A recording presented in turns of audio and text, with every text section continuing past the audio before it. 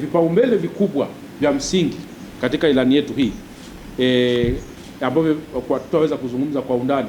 Cha kwanza ni katiba mpya.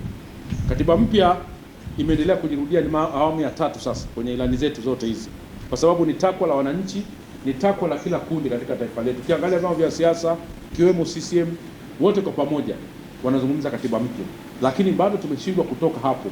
Bado hatujapata mtu wa kututoa kufikia lile lengo la katiba mpya, ingawa kila mtu anataka katiba mpya. Kwa hiyo sisi tumeendelea kusisitiza kwamba tunadhani viongozi wanaotafuta madaraka kwa kipindi hichi watuhakikishie Watanzania kwamba baada ya kupata madaraka tutakwenda kuwa na katiba mpya haraka iwezekanavyo. Kwa hiyo hiyo ni takwa na pendekezo kubwa la, au tuweza kusema kipaumbele kikubwa. Cha pili ni uchumi jumuishi na maendeleo endelevu. Hauwezi ukawa na taifa ambalo linaheshimu masuala yote ya misingi ya haki za binadamu kama wananchi wana uchumi wa chini, hali zao duni, maendeleo yao yako chini. Na sisi kama sasa kiraia ni wawekezaji katika rasilimali watu. Kama ni wawekezaji wa rasilimali watu, tunataka uchumi ambao utamgusa kila Mtanzania, uchumi ambao Mtanzania ana uwezo wa kupata angalau mlo miwili. Na jana tulikuwa kwa mzee wa Ubwabwa, yeye hoja yake bado ni kwamba Watanzania wawe na uwezo wa kula milo miwili kuanzia mashuleni, manyumbani, hospitalini. Kwa hiyo na sisi tunahakikisha kwamba Watanzania wawe na uchumi ambao kila mtu anaweza kujimudu kupata mahitaji ya msingi, uchumi jumuishi, na wote tushiriki kujenga uchumi wa taifa letu, lakini maendeleo yao ni maendeleo ya watu. Tunafahamu kabisa kwamba tunahitaji kujenga miundombinu, tunahitaji kujenga vitu vingi kwa ajili ya watu kutumia, lakini lazima kama taifa tuangalie maendeleo ya watu. Manake sisi kazi yetu ni kuona kwamba mtoto anakuwa vizuri, anasoma vizuri, anapata elimu nzuri, anakuja anapata shughuli zake za kiuchumi au ajira, ndio rasilimali watu. Kwa hiyo maendeleo ya watu kwetu tumeona kwamba ni ajenda ya msingi pia na uchumi jumuishi. Lakini swala la mazingira na mabadiliko ya tabia nchi, kwa sasa hatuwezi kujidanganya kwamba hiki hakiwezi kuwa kipaumbele.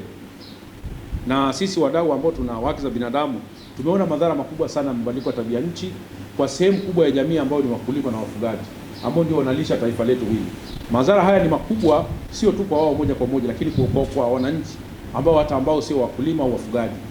Wakulima wakishindwa kuzalisha kwa sababu ya mabadiliko ya tabia nchi, masoko yetu hayatakuwa na vyakula. Wafugaji wakishindwa kuzalisha, tutashindwa kuwa na masoko yetu ya nyama, yani hataweza kuwa na bidhaa. Kwa hiyo lazima tuhakikishe kwamba pia hii agenda, tunawashauri vyama vya siasa msiiache katika ilani zenu na katika mikakati yenu pale ambapo mtafanikiwa kuingia madarakani na kuliongoza taifa letu hili. Lakini jambo lingine ni kupambana na rushwa na usimamizi uliothabiti wa rasilimali za umma. Hili ni jambo la msingi ambalo tumelisisitiza, na sasa za kiraia wamekuwa ni wadau wakubwa katika eneo hili kwa muda mrefu, kwamba rushwa ni adui wa haki.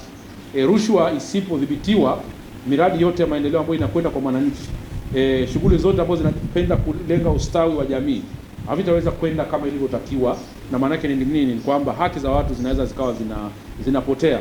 Wanaotakiwa kwenda kujifungua hospitalini, tuliona juzi baadhi ya wengine wanabebwa na matenga, ni kutokana na kwamba pengine watu wengine watumii rasilimali za umma ipasavyo. Kwa hiyo kupambana na rushwa, kusimamia rasilimali zote tulizonazo ambazo Mungu ametujalia nchi hii kwa ajili ya Watanzania, social accountability na masuala ya uwajibikaji ni jambo la msingi sana, na tunadhani linaweza likatusaidia kama taifa tukapiga hatua. Kwa hiyo vyetu hiyo ni kipaumbele ambao tumemsisitiza pia.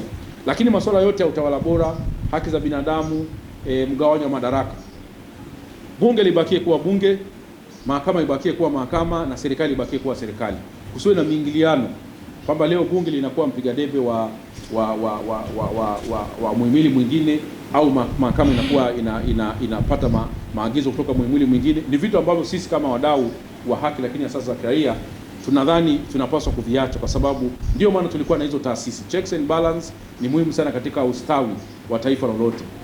Ili taifa liweze kuwa na afya njema kimaendeleo, kiuchumi, kidemokrasia, lazima tuwe na taasisi ambazo zinajitegemea, zina uhuru wa kufanya maamuzi yake kwa mujibu wa katiba inavyoeleza. Kwa hiyo nalo tumeliweka kama kipaumbele, na masuala yake za binadamu kwa ujumla, kuondokana na haya mambo ambayo tunayaona sasa hivi ya kujengeana hofu, kupotea, watu kuuawa na mambo mengine yote, ukiukwaji wa haki za watoto na makundi mengine yote. Kwenye ilani yetu tumetaja makundi yote ya Mwalimu: watu wenye ulemavu, wanawake, watoto, kusisitiza kwamba lazima tuziheshimu hizi haki. Tusipoweza kuheshimu haki za watu wote, makundi yote kwenye jamii, kama taifa hatutakuwa ni taifa ambalo limestaarabika, lakini kufikia yale maendeleo endelevu ambayo tunakuwa tunayazungumza inakuwa ni changamoto. Kwa hilo ni kipaumbele kingine ambacho tumekisisitiza kabisa kwenye ilani yetu. Tulijikita katika swala zima la haki sawa kwa wote, haki za kisiasa, haki za kiuchumi, haki za kijamii, haki za utamaduni, haki za mazingira, na tukajikuta kwamba mambo ambayo tulikuwa tunayasimamia yanaendana vizuri kabisa na malengo ya endelevu ya milenia, Sustainable Development Goals, malengo endelevu ya maendeleo na sera za chama cha CUF zinakwenda pamoja. Na katika maelezo yako ulivyotufahamisha kwa ufupi tu, ni wazi kabisa ilani hii ya uchaguzi ya asasi za kiraia inaendana kabisa na msimamo wa chama chetu cha CUF. Kwa hiyo nawapongeza sana kwa hilo. Lakini vile vile ilani hii inaendana na chimbuko la madai ya Watanzania wakati sisi ambao BBC, born before computers, wakati tunapogombea uhuru tayari tumeshaanza kusoma jambo ambalo lilokuwa la mvuto mkubwa, kwamba tunagombea uhuru ili tuweze kupambana na maadui wakubwa watatu: ujinga, maradhi, umaskini. Lakini vile vile tulieleza kwamba kutawaliwa ni fedheha,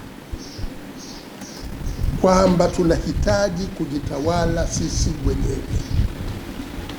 Kwa hiyo mapambano ya kutafuta uhuru yalikuwa pia ni mapambano ya ujenzi wa demokrasia ya wananchi wenyewe. Sasa ni kweli kabisa, na sisi tulisisitiza hili katika ilani yetu ya uchaguzi kwamba upatikanaji wa katiba mpya inayotokana na maoni ya wananchi ni jambo la msingi tuweze kulikamilisha. Kwa bahati mbaya, pamoja na kazi kubwa iliyofanywa na tume ya Jaji Warioba na mapendekezo mwafaka yaliyotolewa, bado lengo hili hatujalifikia.